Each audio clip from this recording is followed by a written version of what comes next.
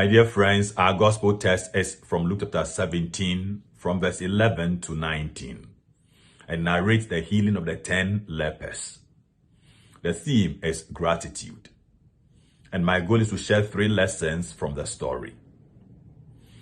In biblical times, as we may know, those who suffered from leprosy were considered outcast. They were ritually unclean and believed to be carrying contagious disease. In view of this, they were ostracized. They had to always warn others of their condition should anyone approach. Lepers in these times experienced social and religious rejection. My dear friends, the first point to stress is when the passage says the 10 lepers, upon knowing that Jesus had entered the village, raised their voices saying, "Jesus, Master, have pity on us." The lepers were people who were frustrated by their predicament and wanted Jesus to help them. The lesson here is that they remained hopeful. My dear friends, to have hope in the midst of problems is a virtue, and calling out for help is a step of faith. Whenever the challenges of life hit us so hard, the message is for us not to give up, but rather call for help. And may Jesus, who is the Master, have pity on us and also help us. The second point is when Jesus said to them, "Go show yourselves to the priest." From the book of Leviticus chapter 14, the law makes it clear that it is the priest who carries the function of declaring a leper clean. Jesus, by asking that the lepers go show themselves to the priest, is only obeying the law. Jesus could have given the command and they would have been cured.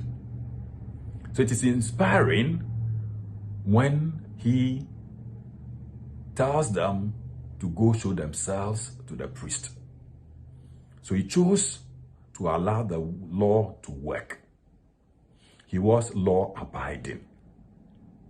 My dear friends, in a world where there is so much lawlessness, and people at times use their power to influence the cause of justice, we must learn from Jesus and be law abiding. We need an orderly society.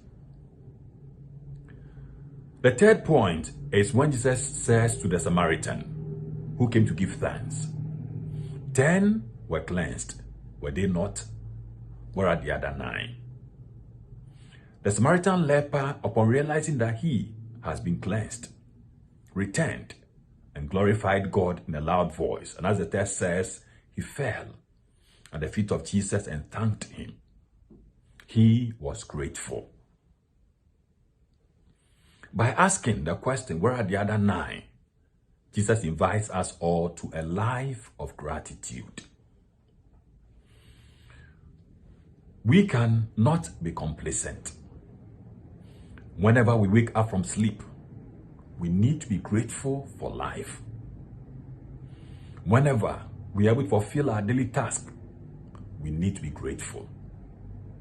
Whenever we have our daily bread, we need to say thank you.